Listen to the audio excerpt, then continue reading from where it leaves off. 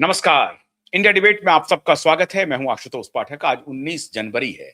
आप सबको इंतजार होगा कल का, और इसीलिए आज की रात बहुत भारी होने वाली है ठाकरे के लिए।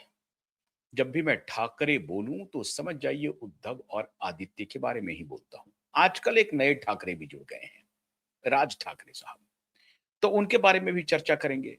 लेकिन इसके पहले कि आज रात में क्या क्या होने वाली है, आज सीधे हमारे साथ जुड़ेंगे नीलेश ओझा जी। और कल अदालत में क्या क्या अपेक्षाएं हैं, कैसे ये मामला मूव करेगा, क्या कल फिर कोई तिकड़म लगाने की कोशिश होगी, शैलेंद्र नगरकर क्या कुछ करने वाला है, और पावर गैलरी में क्या चल रहा है, इस पूरे मुद्दे पर हम बात करेंगे। लेकिन इसके पहले थोड़ी देर में नीलेश जी जुड़ गए हैं मेरे ख्याल से। बहुत स्वागत है नीलेश जी आपका, बहुत स्वागत है नीलेश जी। एक तो इसके पहले कि कल 20 जनवरी की कार्रवाई पर आपसे बात करें। हाँ, थोड़ा सा आप अपना हेडरूम, हाँ यस राइट, हाँ बस बस हाँ।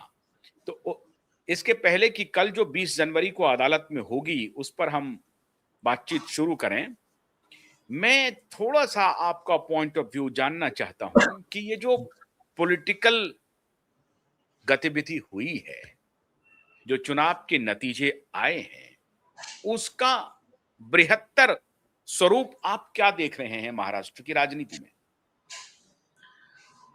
पॉलिटिकली ज्यादा तो उसमें हम पढ़ते नहीं है अपन, लेकिन एक नेचुरल है कि पढ़ते तो इनको आप खूब हैं, ये आप कहिए कि बोलते नहीं हैं। ये अलग बात है कि बोलते नहीं हैं आप। हाँ, तो क्या है मालूम है ठीक है, कि मैं आपकी एक्चुअली, इस बात को मान लेता हूं कि आप बोलते नहीं हैं। हाँ, तो एक्चुअली हम्म। इसका बहुत ज्यादा मतलब अच्छा असर जस्टिस के फेवर में पड़ेगा और एडवर्स असर आरोपी लोगों के अगेंस्ट में जाएगा। क्या था? कैसे पड़ेगा? हाँ, कैसे एडवर्स इफेक्ट पड़ेगा? हाँ, इनकी 30 साल से सत्ता थी बंबई में। बीएमसी यानी उसका बजट एक स्टेट से ज्यादा होता है, मतलब कई छोटे मोटे स्टेट है उससे ज्यादा बजट अकेले बंबई का है। और ये सिर्फ बजट एक अलग चीज हो गया, और भी देश की आर्थिक राजधानी है। जैसा न्यूयॉर्क में क्या हुआ उसकी चर्चा होती है, वैसा बंबई में क्या हुआ इसकी चर्चा सारी दुनिया में होती है। तो सबसे बड़ा योगदान है देश के जीडीपी में। तो ओवरऑल में इस पे इनका राज था। अब जो एक टेस्टिंग था, देखिए पॉलिटिक्स, जब इलेक्शन हुए दिशा सालियान का मुद्दा किसी पॉलिटिकल पार्टी ने नहीं उठाया। उन्होंने अपने अपने मुद्दे पे लड़ी और सरकार के तरफ से भी ये प्रयास था कि दिशा सालियान के केस की सुनवाई ये 16 जनवरी के बाद हो। जैसा आप रेगुलर इसको बता रहे थे, स्टेट डेट मांग रहे थे, यही उद्देश्य था। एक बार ये इलेक्शन हो जाए, बाद में तो आप जानो और कोर्ट जाने। वो ये नहीं चाह रहे थे कि इसको कुछ घुमा फिरा के कुछ उसका फायदा वो पॉलिटिकली उठाए। तो क्या आपको भी लगता है कि राजनीतिक लाभ मिल सकता था अगर मान लीजिए कि कोर्ट के आदेश के ऊपर आदित्य ठाकरे की गिरफ्तारी हो जाती इस चुनाव के पहले? लोगों के मन में क्या है ये बता नहीं सकते, लेकिन एक सिंपल बताओ क्या, कई दो टाइप के लोग हैं। एक है जनरल, कि उनको उनका कॉमन सेंस जिंदा है, थोड़े सेंसिबल है, कि ये प्राइमा फैसी दिख रहा है, ये व्यक्ति के खिलाफ रेप के मतलब इतने अत्याचार के सबूत है, प्राइमा फैसी ये ड्रग्स के बिजनेस में इन्वॉल्व है, वो लोग उसको मतलब बिल्कुल ऐसा आदमी नहीं चाहिए, दूसरा बुरा भी होगा तो कम बुरा रहेगा, उसको वोट दे देंगे। ऐसी मानसिकता के कई लोग हैं। पर कुछ लोग हैं जो अंधभक्त है कि आज देश बेचा तो चलेगा, गैंगरेप किया तो चलेगा, रेप किया तो चलेगा, मर्डर किया तो चलेगा, करप्शन किया तो चलेगा, ड्रग्स का बिजनेस किया तो चलेगा, लेकिन ये हमारा लीडर 2 महीने में है, एक मतलब इसके वजह से हमको खाने को मिल रहा। दूसरा एक ग्रुप है वो बोलता है कि भाई मोदी के खिलाफ बोल रहा ना, राक्षस रहने तो उसको हमको वोट देने का। एक तीसरा ग्रुप जो है वो ये जो कुछ पेड रिपोर्टर है ना ये दलाल पत्रकार, इन्होंने नैरेटिव बनाया तो उसमें से वो कुछ इंप्रेशन में आगे वाले हैं कि अभी मतलब ऐसा नहीं होगा तो ऐसा होगा, वैसा मतलब हमारा नुकसान हो जाएगा अगर ठाकरे हार गया तो ये इस टाइप के फैक्टर्स काम करते हैं इलेक्शन में। बट ये सारे फैक्टर सब होके सब जाके ओवरऑल रिजल्ट ये है कि मुंबई की जनता ने इनको सत्ता इनके हाथ से छीन ली, इनको सत्ता पे बीएमसी के इसमें रहने के लायक नहीं समझा है, ये क्लियर है। अब उनके पास में ये बहुत बड़ा इनकम था, पावर का बोलो, पैसे का बोलो, जो भी सोर्स था। इसके पहले के करप्शन सब बाहर आ रहे, कितना करप्शन किया, हजारों करोड़ का। तो अब वो गया, वो जाने के बाद नीलेश जी, एक चीज मैं आपको इसी से मुतल्लिक में पूछ रहा हूं कि मैंने जो मुंबई का देखा, जैसे कि मोदी की खिलाफत करने वाले जो, जैसे आप कहें कि मुस्लिम कम्युनिटी है वो मोदी के खिलाफ है, लेकिन मुंबई का मिजाज वैसा नहीं है। मुंबई में मुस्लिम कम्युनिटी इस तरह से नहीं सोचता है। वो मुंबई में बहुत सारे लोग हैं जो मोदी के प्रशंसक हैं, उसी कम्युनिटी के, बीजेपी के प्रशंसक हैं, उनका रिश्ता बिल्कुल अलग है। भले ही अब लेकिन ये लोग लगे हुए हैं कि उस पूरे कम्युनिटी को इनके खिलाफ खड़ा कर दिया जाए। और आपका ठीक कहना है प्रियंसन कि जो लोग मोदी के खिलाफ खड़े होने वाले हैं, उनका स्वाभाविक इनके प्रति सिंपैथी जा सकता था। नहीं, मैं मुस्लिम कम्युनिटी की बात ही नहीं कर रहा हूँ। हाँ। देखो, कई मुस्लिम कम्युनिटी के बीजेपी के कैंडिडेट भी खड़े थे, वो कोई वो बात नहीं कर रहा हूँ। एक लेफ्ट इकोसिस्टम वाला एक ग्रुप है, हाँ, लेफ्ट इकोसिस्टम वाले ग्रुप, उसमें मतलब ये जात पात रिलीजन वो वाला नहीं है, हिंदू मुस्लिम सब आ गए उसमें, लेकिन वो लेफ्ट इकोसिस्टम वाला है। अभी मतलब ऐसे कई एग्जांपल अगर लेंगे तो उसमें आप जो कहते हो कि एकदम ये बताने वाले कई ब्राह्मण भी वो लेफ्ट इकोसिस्टम के लीडर है। तो ये हाँ, बिल्कुल है। हाँ, तो हाँ, और ये तुम्हारे मतलब जाने दीजिए, ठीक है, उनके हिस्सा बाद में करेंगे, चलो। तो ये जो भी लोग है ना, मेरा क्या कहना है कि ये एक टाइप का एक मेंटेलिटी कि भाई मोदी के खिलाफ कोई भी चलेगा, अपने को मोदी के खिलाफ पाकिस्तान भी चलेगा, मोदी के खिलाफ अमेरिका भी चलेगा, ट्रम्प चलेगा, चाइना चलेगा। वो ये था ना उसके समय, इनके पृथ्वीराज चौहान जी के समय, कि भाई मोहम्मद गंज चल जाएगा अपने को, अपनी बेटी हम उसको दे देंगे गुलाम बोल के, लेकिन ये बड़ा नहीं होना चाहिए, हमको इसके अंडर में नहीं रहना है हमको। तो ये मेंटालिटी के लोग है, या तो जिनको जयचंद बोलो या जो बोलना है बोलो, तो ये ऐसे जो है देशद्रोही, तो अभी उनको ना अपनी पीढ़ी से मतलब है ना देश से मतलब है। और यहाँ देखो, पॉलिटिकली अपने को कोई लेन देन नहीं है, जनता उनको जो अच्छा लगता है उसको वोट दे। उनको लगता है अभी जैसा हमारे एक बहुत अच्छे मित्र थे कांग्रेस में, राजीव सातव जी एक्सपायर हो गए, बहुत अच्छे पर्सन थे, हमारे लोगों ने उनका हेल्प किया था इलेक्शन में। तो ऐसा पॉलिटिकल पार्टी बोल के कभी ऐसा नहीं होता है, कई बार वो व्यक्ति को भी देखना पड़ता है, लेकिन उसमें हमारा कोई पॉलिटिक्स में ये लेन देन नहीं है। लोग अपनी समझदारी से किसको वोट करना है करे, लेकिन जब हमको मालूम है कि यह आदमी ड्रग्स के बिजनेस में इन्वॉल्व है, यह आदमी रेप के चार्जेस में, और ऐसा नहीं है कि हवा में चार्ज लगे हुए है, इसका डिफेंस झूठा साबित हो चुका है, तो ऐसे कंडीशन में इस आदमी को सपोर्ट करना, ये वो थोड़ा सा मेंटल वीकनेस दिखाता है। ऐसा एक पूरा हमारे टीम ने बैठ के निर्णय लेके जो भी लोग थे उनको समझाया था कि भाई आप लोग ये लेफ्ट इकोसिस्टम का जो दलाल पत्रकार है तो उनके बातों में आना नहीं, आप लोग larger interest of Mumbai, larger interest of Maharashtra, larger interest of country, इसके हिसाब से निर्णय लेना, बाकी मर्जी है आपकी, जिंदगी है आपकी।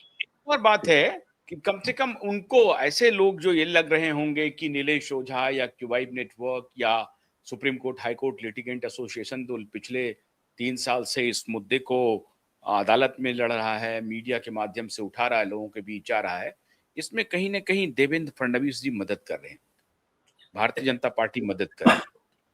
ये जो दिमाग में चल रहा होगा कि ये बीजेपी के इशारे पर ये लोग कर रहे होंगे, ये भी मामला धुल गया कि भाई बीजेपी के इशारे पर कुछ नहीं हो रहा था। हम लोग जेन्युइनली सत्य की लड़ाई लड़ रहे हैं, न्याय की लड़ाई लड़ रहे हैं, और बल्कि बीजेपी ने इसमें और भी डिले ही किया, ये 3 साल डिले किया। बीजेपी ने कोई फायदा नहीं पहुंचाया हमें, है ना? फायदा मतलब जो सरकार को जो करना था काम वो नहीं किया, तो ये भी बात साबित हो गई। नहीं, सुनिए क्या है, फडणवीस साहब ने उस दिन इंटरव्यू में बहुत क्लियर किया, नवभारत टाइम्स का इंटरव्यू उस दिन जो देखा, उसमें क्या कहा, पुलिस जाने और कोर्ट जाने, ये मामले में हम पढ़ने वाले नहीं है। जो भी कोर्ट आदेश देगा उसके हिसाब से पुलिस अपना इन्वेस्टिगेशन करे, कोर्ट के मार्गदर्शन में काम होगा, उन्होंने क्लियर कर दिया। और बल्कि फडणवीस गवर्नमेंट ने इनके समय एफिडेविट दिया गया कोर्ट में कि हमको इसके खिलाफ में सबूत नहीं मिला है, आ गया, सरकार ने नहीं दिया, वो आपके शैलेंद्र नगरकर ने दिया, बट फिर भी इनके समझ गया तो उन्होंने बोला कि उसमें हम पढ़ने वाले नहीं है। और सरकारी वकील ने कोर्ट में बोला शैलेंद्र नगरकर को जेल में डालना है, क्या करना है वो आप देख लो, सिर्फ हमारे सरकारी वकील का नाम उसमें से हटा दो। तो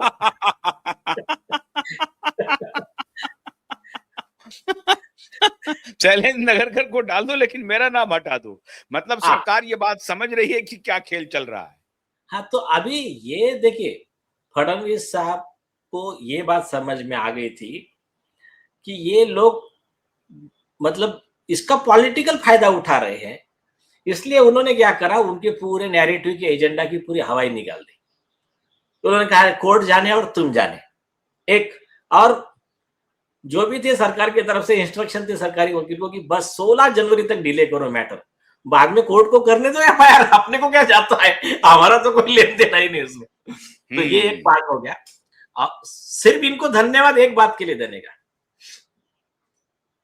फडणवीस साहब ने उनके हाथ से सत्ता छीन के दुश्मन को और कमजोर कर दिया, ये बात के लिए धन्यवाद। और जो आज तक किसको नहीं जमा वो काम उन्होंने किया। और इनके देखो, कम से कम इनके राज में ये तो प्लस पॉइंट है कि इतना मतलब बिना कुछ रिस्क के कोर्ट में बात रख सकते हैं, आगे बढ़ सकते हैं, इतना तो प्लस पॉइंट है। उनके समय तो पुलिस वालों को बोल के अर्नब गोस्वामी को उठवा लिया, इस पे हमला करवा दिया, वो नेवी के ऑफिसर के ऊपर आग फूटने का आ गया, उस पर हमला किया, कंगना रनावत का घर तोड़ दिया। तो ये जो हैरेसमेंट होता था वो हैरेसमेंट तो नहीं है ना, जो भी विटनेस है, जो भी कंप्लेनेंट है, जो भी बोलने वाले हैं, तो ये बुलडोजर चलवा दिया, कंगना रनौत के घर पे बुलडोजर चलवा दिया, इवन नीतीश राणे जी के घर के ऊपर बुलडोजर चलवा दिया, नारायण राणे जी के। मतलब आप ये कह रहे हैं कि फर्ज कीजिए कि अगर आदित्य ठाकरे अभी मिनिस्टर होता, जो कैबिनेट मिनिस्टर ही होता अगर उसकी सत्ता होती तो, और उद्धव ठाकरे अगर चीफ मिनिस्टर होता तो नीलेश ओझा के लिए जीना मुश्किल हो जाता मुंबई में। नहीं, सुनो, ऐसा नहीं है। जब उद्धव ठाकरे चीफ मिनिस्टर थे तब उनके ऊपर हमने कोविड के मैटर के समय आईपीसी 409 वगैरह क्रिमिनल प्रोसिक्यूशन तब फाइल किया था, और तब उनके खिलाफ में ऑर्डर लिया था मास्क वगैरह हटाने का, वैक्सीन मैंडेट के खिलाफ का, तब लिया था ऑर्डर। तो ये वो विषय नहीं है मेरे लिए। मैं ये कह रहा हूं जो कंप्लेनेंट है, जो विटनेसेस है, या फिर जो बोलने वाले लोग हैं, उनको तकलीफ होती। जैसा कि एक सोशल मीडिया पे किसने बोला, वो एडवोकेट को वहां से अरेस्ट करवा के ला लिए थे, विभोरानंद जो भी थे। तो ये जो हैरेसमेंट होता था ना, वो आज की डेट में कॉमन मैन के लिए नहीं है। जो उसको बोलते चिलिंग इफेक्ट, या जो डर है, नॉन कॉन्ड्यूसिव जो एटमॉस्फेयर है, वो नहीं है ओवरऑल सबके लिए। और मुंबई पुलिस पे भी अब एक प्रकार से इकबाल खत्म हो गया, जो थोड़ा बहुत उनको उनके दबी जुबान में उनको सपोर्ट करते थे शैलेंद्र नगरकर जैसे पुलिस ऑफिसर। अब ये मुंबई पुलिस भी उनके चंगुल से पूरी तरह से आजाद हो गया है इस बीएमसी चुनाव के बाद। सुनिए, क्योंकि उनका बहुत बड़ा दबदबा था। नहीं, दबदबा नहीं था, उनका पार्टनरशिप थी कुछ पुलिस वालों के साथ ड्रग्स के बिजनेस में। हाँ, दबदबा जो काय का दबदबा, पार्टनरशिप है। तो वो जो है ना, हाँ, अरे नारकोटिक्स ब्यूरो की फाइल लो ना। और एक मैं बताता हूं, जितना मुझे थोड़ा बहुत राजनीति समझता है, ये लोग सिर्फ इनकी दया पे जिंदा है, चाहे फडणवीस साहब हो चाहे अमित शाह जी हो। जिस दिन उनके मन में आएगा ना, इतने इतने फाइल्स है, जो भी डॉक्यूमेंट्स, कुछ बताया कुछ बता नहीं सकते अभी, जिस दिन उनके मन में आएगा, ये सब लोग ना 2 घंटे के अंदर जाएंगे जेल में, लाइफ में कभी जमानत नहीं होगी इनकी, इतने बड़े बड़े पाप है। पार्टनरशिप जो पुलिस के साथ है वो चलेगी या खत्म हो जाएगी, या खत्म हो गई? अब मुझे लग रहा है, ऐसा लग रहा है सर, कि वो भी खत्म हो जाएगी। और है, हो गए बहुत, एक कॉमन मैन की इसमें बहुत ज्यादा बेनिफिशियल रहेगा ये लॉ एंड ऑर्डर के हिसाब से। तो शैलेंद्र नगरकर की पार्टनरशिप खत्म? अरे शैलेंद्र नगरकर का तो छोड़ दो, वो तो मुझे कभी कभी लगता है उसको कुछ समझता या नहीं समझता। हंसी आती है उसको देख के, कभी कभी उसकी दया भी आती कि कहाँ साइन कर रहा है। हमारे, अभी नाम नहीं लेता मैं, एक एसीपी मित्र है, मुंबई के, बहुत अच्छे माने हुए पर्सनैलिटी है। उस दिन कोर्ट में थे वो, उन्होंने इन लोगों को समझाया, बोले तुमको पता है तुमने कौन से एफिडेविट पे साइन किया है? बोले तू था उस समय इन्वेस्टिगेशन ऑफिसर? नहीं। तो जो था उसको साइन करने देता ना तू, या तो सीनियर को करने देता, तूने क्यों साइन किया? तो वो सब उसको बता रहे थे कि तू अभी बहुत ये बुरी तो तरह बहुत फंसा बड़ा है। अपराध हो गया ना नीलेश जी, ये तो बहुत बड़ा अपराध हो गया। मतलब टेक्निकली वो बुरी तरह से फंस गया है शैलेंद्र नगरकर। अभी हाँ मैंने शैलेंद्र नगरकर का एक वीडियो दिखाया था कुछ दिन पहले, आपने भी देखा होगा। हाँ, तो वो वीडियो में था कि एक विधायक और इनके मंत्री, मिनिस्टर, जो बीजेपी सरकार के मंत्री, उनके प्रेजेंस में एक व्यक्ति और विधायक उनके ऊपर लगातार इतनी भद्दी भद्दी टिप्पणी कर रहे थे, मतलब एक प्रकार से गाली गलौज कर रहे थे, और ये चुपचाप सुन रहा था। और उस वक्त इनके ऊपर आरोप था कि ये लगातार ये आरोपी के साथ मिल करके ये काम कर रहा है। और सिमिलर चार्जेस है उसमें, कि एक 15 साल की लड़की के ऊपर अत्याचार हो रहा है और ये आरोपी को बचाने का प्रयास कर रहा है। सिमिलर आरोप है इसके खिलाफ। उस केस में भी सिमिलर आरोप है। हाँ, तो ऐसा है, चलो कोई बात नहीं। तो अभी अब कल जो 20 जनवरी है सर, ये जो सारंग जी कोतवाल के इसमें आ गया है, क्या इसको लेकर के ठाकरे परेशान है? क्योंकि ये सर मुराते ही ओले गिर गए हैं ऐसा लग रहा है। 16 जनवरी को सत्ता गई, जो आखिरी किला था, दुर्ग था, वो गया। और उसके बाद अब ये 20 जनवरी को ये ऑलमोस्ट फाइनल स्टेज पर है, और मुझे नहीं लगता है कि अब दूसरी तारीख की आवश्यकता पड़ेगी। और सिर्फ ना पूरी बात इसमें, मतलब वो बीएमसी का इलेक्शन हारे ऐसा नहीं है, ऊपर वाला भी पूरे महाराष्ट्र में 5वें पोजीशन पे गए। मतलब जो पार्टी का यह है, तो 5वें पोजीशन में। ठीक है, चलो चलने दो। अभी रहा विषय कोर्ट का विषय। कोर्ट में मैं बहुत आशावादी हूँ, बहुत। अभी क्या है, सारे सारे इफ्स बट्स सारे हट चुके हैं। अभी अच्छा हियरिंग होगा, और कुछ स्ट्रेटेजी मैं आज डिस्क्लोज नहीं कर रहा हूँ, अभी कल मालूम पड़ जाएगा। नहीं, पब्लिक प्रोसिक्यूटर का भी क्या नजरिया बदल जाएगा, या उनके ही रुख से अंदाजा हो जाएगा क्या कि वो क्या क्या दलील, उनके दलील का जो वो पहली बार तो, फिर कल तो एडजर्नमेंट नहीं मांगेंगी वो। मांग भी नहीं सकती ना, लास्ट टाइम क्लियर किया है, वीडियो रिकॉर्डिंग है, मैंने क्लियर किया सर, बोला सर ये लास्ट चांस तो कोर्ट ने बोला, मैं आज भी सुनने को तैयार था, आप एक सिर्फ इतना कंप्लीट कर दो। तो हमने वो अमेंडमेंट कंप्लीट करके पेन ड्राइव कोर्ट को दे दिया, सरकारी वकील को दे दिया, सरकारी वकील का स्पेशल रिसीव्ड ले लिया, उसको देकर हो गया अभी 1 महीना जो भी है। तो अभी क्या बचा, क्या है? तो अब कल हियरिंग होगा। 3 बेसिक मुद्दे हैं, फिर से एक बार रिपीट कर देता हूं। पहली चीज, श्री सतीश सालियान जी के कंप्लेंट पे, जो कि गैंग रेप और मर्डर का केस है, एफआईआर रजिस्टर क्यों नहीं किया? पहला मुद्दा। और नहीं करने वाले के ऊपर क्या कार्रवाई होगी। दूसरा मुद्दा, और जो उन्होंने जवाब दिया है वो तो सब बोगस निकल गया, तो झूठे एफिडेविट की कार्रवाई अलग। और सुप्रीम कोर्ट का जजमेंट दिया, उसके खिलाफ में उनके पास कोई जवाब नहीं है। उनके कोर्ट ने स्पेसिफिक कहा था सारंग कोतवाल साहब ने, आप ये केस लॉ का जवाब आपके एफिडेविट में देना, ये सुप्रीम कोर्ट का जजमेंट जो है इसके बारे में आपका क्या कहना है। एक वर्ड नहीं है। जब हमारा डिस्कशन भी हुआ, जो पुलिस ऑफिसर थे, सीनियर लेडी ऑफिसर आई थी साथ में, शांत, कोई जवाब नहीं। तो अभी मैं समझ गया मजबूरी यार, मैंने बोला ठीक है, तो अरे जवाब क्या देंगे बोलिए ना।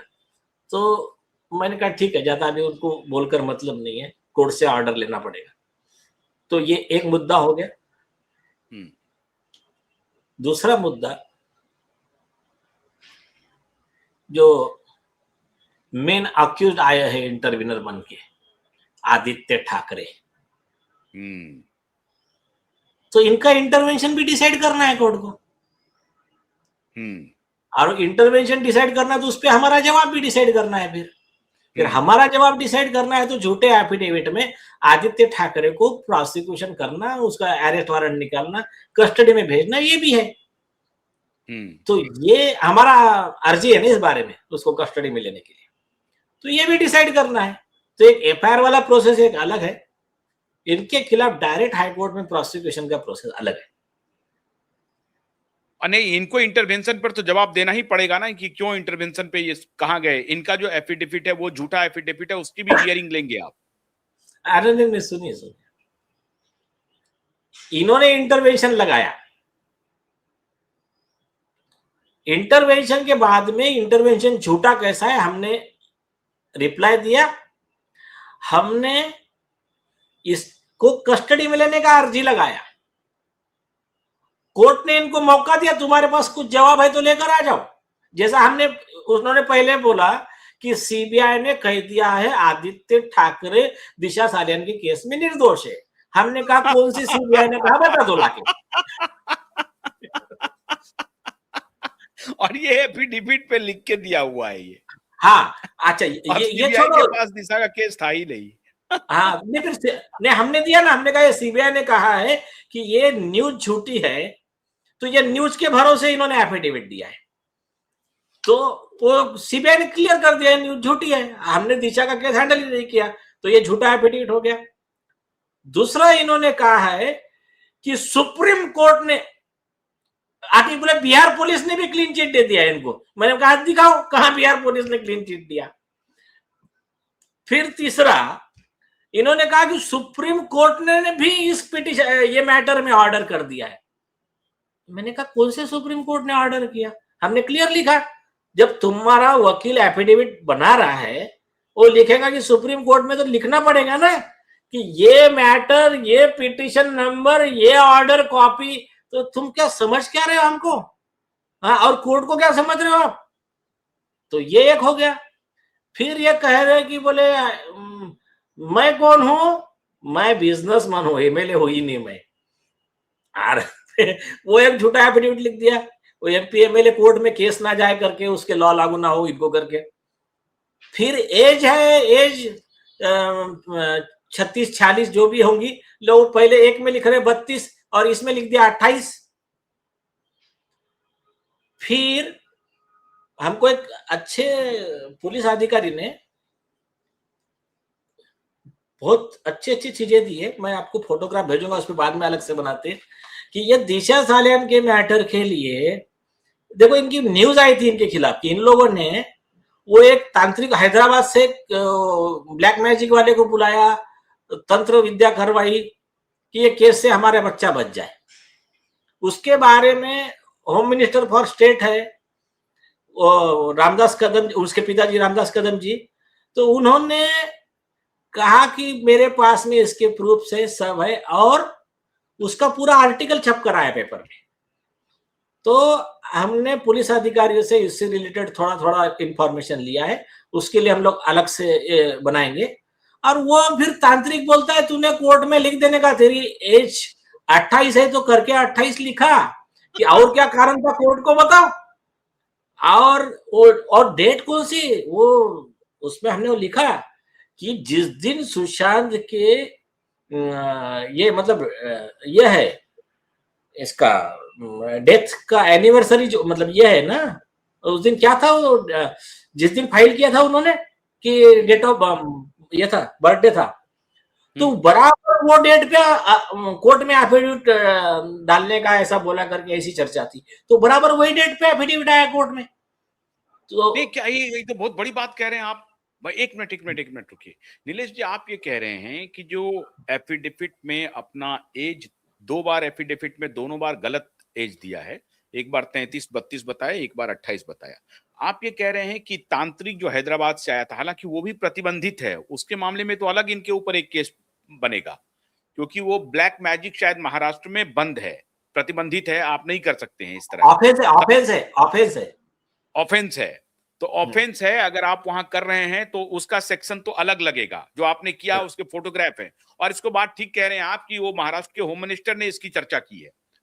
उस वक्त जो थे कदम साहब क्या थे, जिनके भी पास था, होम मिनिस्टर तो अभी खुद फडणवीस साहब हैं, तो इसकी चर्चा अलग है। लेकिन दूसरी बात आप ये कह रहे हैं कि तांत्रिक ने जो यहाँ पर अनुष्ठान करवाया था, उसके कहने पर इसने अपना एज कम किया, और उसी दिन इसने एफिडेविट फाइल किया जिस दिन सुशांत का या तो डेथ एनिवर्सरी था या जन्मदिन था। आप ये कह रहे हैं कि उसी दिन उसने, डेथ एनिवर्सरी के दिन ही, जून को ही उन्होंने, 14 जून को ही या 13 जून को ही अपना इंटरवेंशन फाइल किया है। ये इंटरवेंशन नहीं भाई,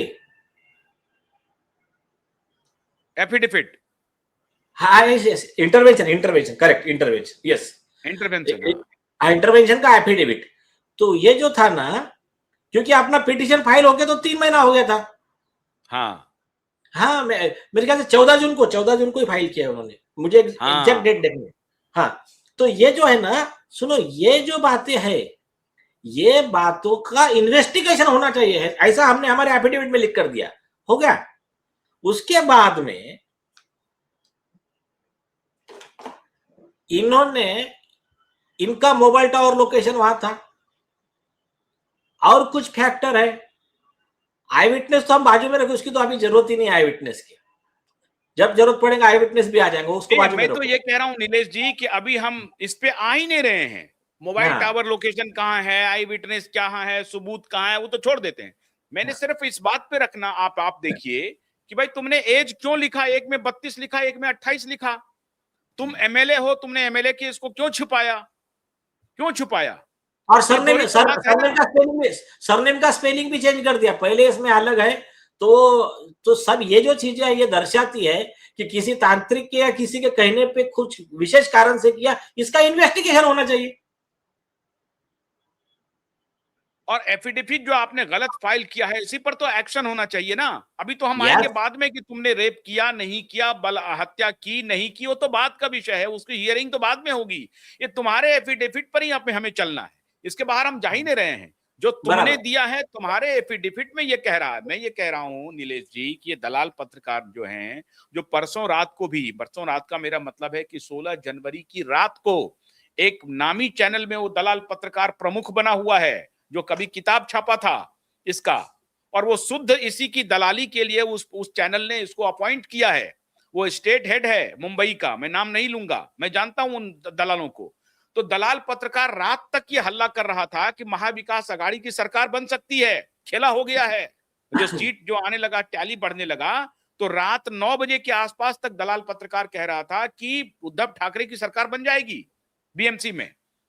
भाई मेरे अपने भी जो क्लोज और राष्ट्रवादी पत्रकार है, बड़े नेशनल न्यूज चैनल वाले,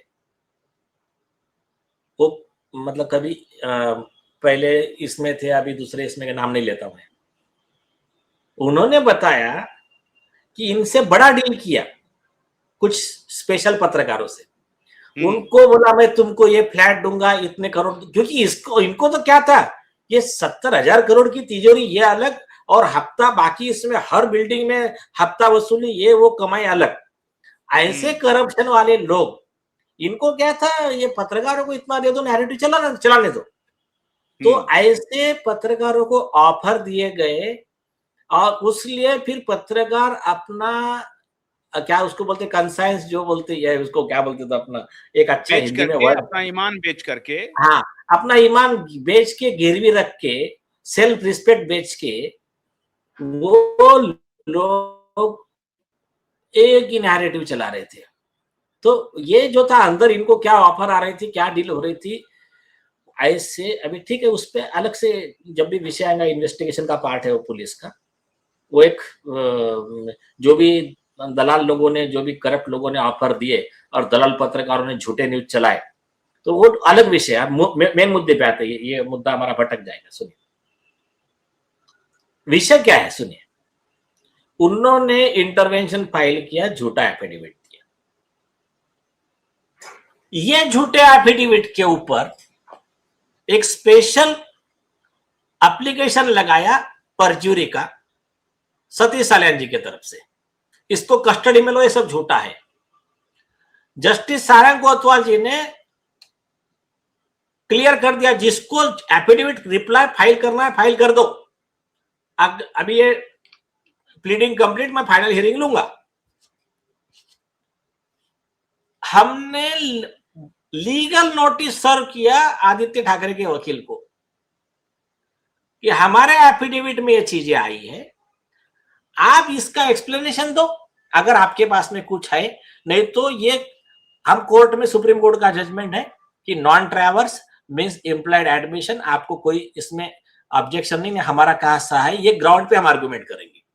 तो उसमें पहला लिखा कि तुम्हारा मोबाइल टावर लोकेशन वहां था, तुम वहां थे, नारकोटिक्स ब्यूरो के सर्विलेंस में आ गया, तुम डिनो मोरिया के साथ मिलकर ड्रग्स का बिजनेस कर रहे हो, तुम ड्रग पेडलर हो। थर्ड, तुमने ये झूठा एफिडेविट दिया है, तुम्हारे ऊपर प्रोसिक्यूशन, ऐसे सारी चीजें लिख के इनको नोटिस सर्व किया। 7 दिन के अंदर जवाब देने को बोला। 7 दिन, 14 दिन, 30 दिन, 1 महीना, 2 महीना, 60 दिन, 90 दिन, 120 दिन हो गए, कोई जवाब नहीं हो गया। इसके बाद में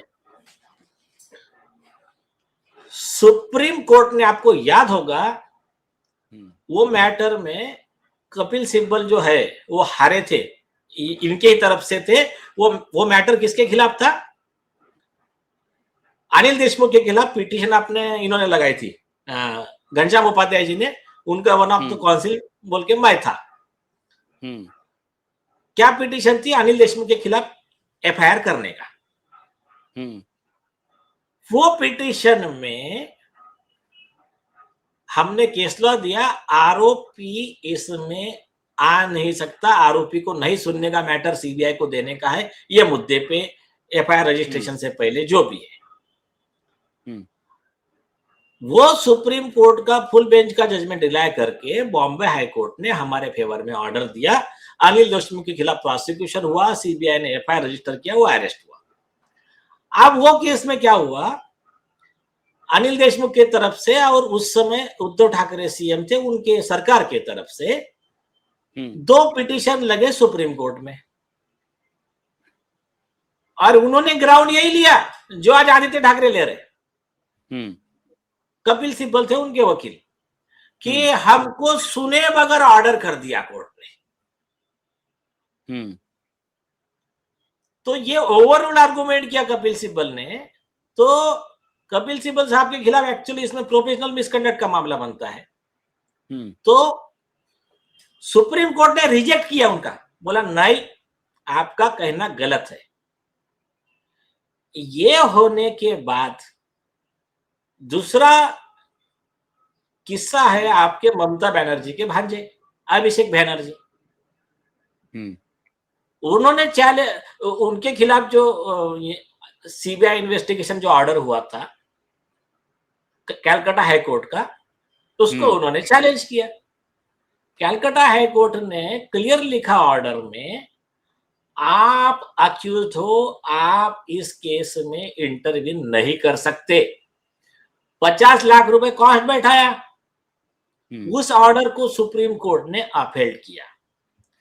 तो वही केस लॉ लगाकर हमने क्लियर कहा है कि सुप्रीम कोर्ट ने क्लियर कहा है आरोपी इस केस में इंटरवीन नहीं कर सकता, फिर भी इन्होंने इंटरवीन किया, तो ये कंटेम्प्ट ऑफ कोर्ट है और इसके लिए इनके ऊपर अलग से आईपीसी 209 की फ्रीवोलस पिटीशन फाइल करना और एक क्रिमिनल कंटेम्प्ट की कार्रवाई होनी चाहिए। ये हमने हमारे इसमें मांग की है, आज तक जवाब नहीं दिया उन्होंने। तो जब आप ये सारी बातें कल रखी जाएंगी अदालत में,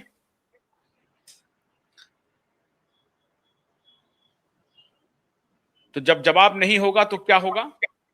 अब यार आप क्या बातें कर रहे हो, कहा इतना भाग रहे हो आगे, देखो ना अभी कल जवाब नहीं होगा तो क्या होगा देख लीजिए कल।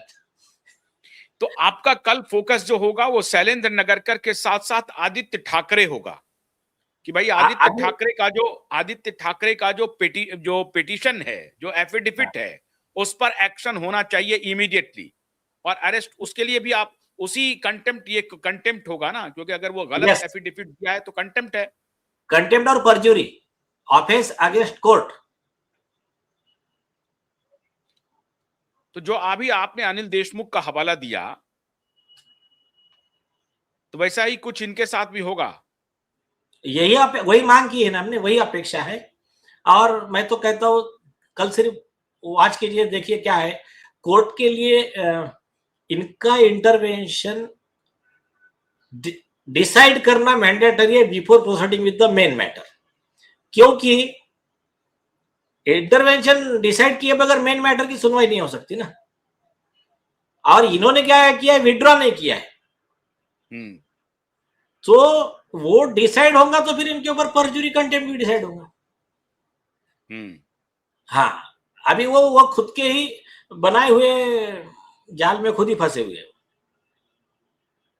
तो इस ब्रॉडकास्ट के बाद ये जब दर्शक वो माननीय ठाकरे साहब देखेंगे तो रात को नींद आएगी? उस पर मैं कुछ नहीं कह सकता, वो जाने, उनका वकील जाने। कल एक बात और साबित हो जाएगी कि पब्लिक प्रोसिक्यूटर का मिजाज क्या है। वो तो एनी हाउ स्टेट को डिफेंड करेंगी, या वो कहेंगी कि नहीं मामला आदित्य ठाकरे के एफिडेविट पर हो जाए तो ज्यादा बढ़िया है, उसमें तो उनको कुछ कहना नहीं है, इसमें तो आदित्य ठाकरे के वकील को कहना है। उनकी कोशिश होगी कि आदित्य ठाकरे के मामले ऊपर चले जाए, एफआईआर का आदेश तो आप लेके रहेंगे। सुनिए, एक सीनियर पुलिस अधिकारी ने, ईमानदार जो पुलिस अधिकारी हमको मदद कर रहे हैं, उन्होंने हमको महाराष्ट्र पुलिस डिपार्टमेंट का एक सर्कुलर जीआर, उसके कॉपी दिया। हाँ, एक सीक्रेट डॉक्यूमेंट दिया उनका। सीक्रेट मतलब इनके लिए बहुत बड़ा तकलीफ का है। उसमें क्या है पता है, जब किसी पर्सन का डेथ होता है, आप एक्सीडेंटल डेथ रिपोर्ट रजिस्टर करते हो, तो आपको जो पोस्टमार्टम होता है, पोस्टमार्टम की कॉपी 24 घंटे के अंदर उसके फैमिली मेंबर को देना है। इन्होंने 5 साल तक उसकी कॉपी नहीं दी, जब तक अपनी पिटीशन नहीं आई। तो इसके बेस पे ही ये पुलिस का सारा इन्वेस्टिगेशन जीरो है, बोगस है, सब रिजेक्टेड है। एक पॉइंट ऐसा है, सिर्फ ये एक पॉइंट की इनको पोस्टमार्टम रिपोर्ट 24 घंटे के अंदर देना होता है, फिर वो ऑब्जेक्शन लेगा ना 24 घंटे। वो जब अगर उसमें गलत है तो ऑब्जेक्शन लेगा, तो इन्होंने दिए ही नहीं तो ऑब्जेक्शन लेगा कहां से? तो whole blame go to the police. और और दूसरा क्या है, दूसरा प्रोविजन है कि तुम हर विटनेस का स्टेटमेंट, पंचनामा, वो ऊपर से डमी बॉडी फेंक रहे हो, सीन रिक्रिएशन कर रहे हो, हर चीज उसके पिताजी के सामने करना है तुमको, उनका साइन लेना है पंचनामा पे, 176 सबसेक्शन 4 ऑफ सीआरपीसी। ये कुछ किया ही नहीं है, तो क्या वो एडीआर का रिपोर्ट भी, वो भी रद्दी का पेपर है वो, और ऐसा भी लीगली वैलिड नहीं है, बट मैं बता रहा हूं। तो एक छोटा सा पॉइंट बताया मैं, अभी तो देखते जाओ। अभी देखिए कि इन्होंने एक पॉलिटिकल, इनके जो दलाल पत्रकार हैं, उन्होंने फैलाया कि भाई सतीश साल्यान ने तब कुछ और कहा था, अब कुछ और कह रहे हैं, पॉलिटिकली मोटिवेटेड हैं। उनका 5 बार 4 बार 5 बार हमने स्टेटमेंट रिकॉर्ड किया। और आपको याद होगा उस लास्ट हियरिंग में जब जस्टिस गडकरी ने साफ पूछा कि भाई 4 बार 5 बार क्यों रिकॉर्ड किया, तो कोई जवाब नहीं था, वो पीछे हट गए, अच्छा, और एक झूठा दूसरी लिख चीज, दिया। हाँ, वो तो चुप हो गए, जवाब ही नहीं था कोई। लेकिन दूसरी चीज, उस स्टेटमेंट को क्या वैल्यू है जब आप पूरे, मेरे पास मेरी इंफॉर्मेशन ही नहीं है, पोस्टमार्टम की रिपोर्ट ही नहीं है, मेरे सामने तुम्हारा इन्वेस्टिगेशन इंक्वायरी हो ही नहीं रहा है, तो आप मेरे स्टेटमेंट रिकॉर्ड कर रहे हो, उसको क्या वैल्यू है? और उसमें स्टेट रिपोर्ट में क्या लिखा पता है क्या? वो चिमाजी आड़ाओ ने एक स्टेटमेंट बनाया और एक दूसरे ने बनाया। वो क्या लिखते हैं, मुझे पुलिस ने सब जानकारी दी। क्या, कहाँ है तुम्हारी काउंटर साइन? कहाँ है? मुझे जानकारी दी ना, तो तुम्हारे वो घर पे जानकारी बैठ किधर है? के जो जानकारी कहाँ, दिया होगा किधर तो है? उसका डायरी होगा ना कहीं। हाँ, नहीं, काउंटर साइन रहती है ना उस पे। हो गया। और पोस्टमार्टम की रिपोर्ट 5 साल नहीं दिए तो जानकारी क्या दिए? फोटोशॉप पे बैठ के बनाए वाले फोटो। हाँ? तो अच्छा, वो भी नहीं दिए, फोटोशॉप वाले फोटो भी नहीं दिए, जाने दो। अगर वो भी देते तब भी उनके ऊपर ऑब्जेक्शन हो जाता। तो खाली अब जो नए हमारे डीजीपी साहब आए हैं, जिससे कि पूरा महाराष्ट्र अभी थोड़ा सा कांप रहा है, दाते साहब, तो आपको लग रहा है कि दाते साहब एकदम एकदम बिल्कुल आंख मूंद लेंगे कि नहीं नहीं, जो हत्या का जो क्या नाम है, एक्सीडेंट का जो एक्सीडेंटल डेथ रिपोर्ट हो गया है और एसीपी साहब ने ऑर्डर कर दिया, सारी जांच हो गई, अब पोस्टमार्टम रिपोर्ट देना नहीं है, बस उसको फाइल में बंद कर दो? नहीं नहीं नहीं, पोस्टमार्टम रिपोर्ट तो कोर्ट ने जब अपना मैटर गया था उस समय ये तो डीसीपी 5 साल के बाद दिया ना, अब दिया ना, हाँ, ठीक है, ठीक, अब सुनो तो, दिया। सुनो तो। हाँ, तब दिया, ठीक है। लेकिन पहली चीज, आपको एक टेक्निकल बात बताता हूँ, फिर मैं थोड़ा सा 5 मिनट में मैं निकलूंगा, मेरा एक दूसरा काम है। देखिए क्या है, ऑफिशियली सदानंद दाते साहब के पास अभी केस का चार्ज फिलहाल नहीं है। अभी फिलहाल चार्ज है एसआईटी के पास, और SIT is answerable to commissioner of police Bombay, and commissioner of police is directly answerable to home DGP, secretary. Home नहीं, सेक्रेटरी। एक्चुअली नियम से होना चाहिए डीजीपी, क्योंकि ये director general of police of Maharashtra है, होना उनको हाँ, चाहिए। लेकिन नॉर्मली क्या करते हैं, commissioner of police directly report करते हैं होम सेक्रेटरी को, ठीक है। अच्छा। तो हाँ, एज ऑन टुडे ऑफिशियली दाते साहब के पास वो चार्ज नहीं है, भले ही उनके पास फाइल पहुंच गई होगी, बट फिलहाल चार्ज नहीं है। ये चार्ज कब आएगा? जब अगर हाई कोर्ट बोलेगा कि सदानंद दाते जी के सुपरविजन में एक टीम बनेगी, उसमें समीर वानखेड़े साहब भी रहेंगे और जो भी रहेगा, और वो इन्वेस्टिगेट करेंगी, ये जब ऑर्डर आएगा तब काम शुरू होगा, सही मायने। अच्छा, तो आप ये टेक्निकली आप ये कह रहे हैं कि सदानंद दाते साहब डायरेक्टर जनरल ऑफ पुलिस तो हो गए हैं, लेकिन ये केस उनको रिपोर्ट नहीं हो रहा है क्योंकि SIT is answerable to Mumbai police commissioner, and Mumbai police commissioner का जो रिपोर्टिंग हेड है वो होम सेक्रेटरी है, नॉट डीजीपी। हाँ, लेकिन होना चाहिए डीजीपी, क्योंकि DGP is the head of the state. But ठीक है, अभी उनका वो करते हैं वैसा। अच्छा, तो कई बार ऐसा होता है कि जो मुंबई पुलिस कमिश्नर और डीजीपी लगभग लगभग सेम बैच के होते हैं, तो सेम रैंक के ऑफिसर होते हैं, इसलिए वो उनको रिपोर्ट नहीं देते हैं, तो होम सेक्रेटरी को वो उनका बॉस बनाया जाता है। ऐसा हो सकता है कि उनके मन में या इस तरह की व्यवस्था रही हो। तो नहीं क्या नहीं, ये ऐसा कारण है कि यहाँ से लिवरेज ले सकता है शैलेंद्र नगरकर की ये तो दाते साहब का हमारे पास कुछ होगा ही नहीं, या दाते साहब के आने का कुछ डर होगा, खौफ होगा? नहीं नहीं, क्योंकि अभी पिछली बार हाईकोर्ट ने डीजीपी को भी बुलाया था एक एक दूसरे मामले में। हाँ, वो बराबर है, बराबर है, बराबर है, सही बात है। Wait and watch, wait and watch, देखते जाओगे। मैं अभी आपकी जरा अनुमति लेता हूं। ठीक है, ठीक है, बहुत बहुत शुक्रिया नीलेश जी, आपका बहुत बहुत शुक्रिया। लेकिन इतना ही काफी है नीलेश जी, इतना ही काफी है कि आज रात ठाकरे को नींद नहीं आएगी, ये कंफर्म मान लीजिए।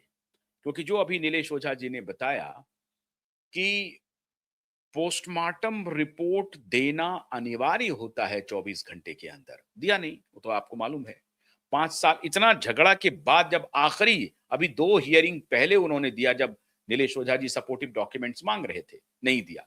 जिस प्रकार से कभी सीबीआई जो पटना में जो क्लोजर रिपोर्ट फाइल किया है, सुशांत के परिजन के वकील एडवोकेट वरुण और विकास सिंह जी के पुत्र, वो उनसे मांग रहे हैं कि सपोर्टिव डॉक्यूमेंट दे दीजिए, बैंक डिटेल दे दीजिए, पोस्टमार्टम रिपोर्ट दे दीजिए, हैंगिंग वैंगिंग का कोई अगर कोई तस्वीर है तो वो दे दीजिए। नहीं दे रहा है, नहीं दे रहा है, सीबीआई नहीं दे रही है सपोर्टिव डॉक्यूमेंट। ठीक उसी प्रकार से मुंबई पुलिस 5 साल तक दी नहीं, अब बहाना बनाता रहा कि हमने सारे स्टेटमेंट ले लिए, नहीं ले लिए। अब देखिए तकनीकी पक्ष क्या है। जब जब तुमने दिशा सालियान के पिता सतीश सालियान का स्टेटमेंट रिकॉर्ड किया, तो उसका आधार क्या था रिकॉर्ड करने का? आपने कहा कि भाई हमने पोस्टमार्टम रिपोर्ट दिया क्या? नहीं दिया। उनको किसी के ऊपर शक नहीं है, हाँ नहीं कुछ नहीं, वो तो सुसाइड कर ली होगी। ऐसा ही बना दिया आपने और बना करके मैटर को क्लोज कर दिया। मामला तो खुल गया है। 16 जनवरी बहुत ही, आप ये समझिए कि ऐसा दिन होगा जो टर्निंग पॉइंट वाला दिन है, जिस दिन पॉलिटिकल सत्ता गई और उसके बाद अब जाकर के इनका खेल भी खत्म हो गया। तो कल का इंतजार कीजिए, 20 जनवरी को सुनवाई होगी। हम कोशिश करेंगे कि जब जिस वक्त ये सुनवाई हो उसके बाद हम लाइव आपसे आकर के जुड़ेंगे। बहुत बहुत शुक्रिया। कल का इंतजार कीजिए। नमस्कार।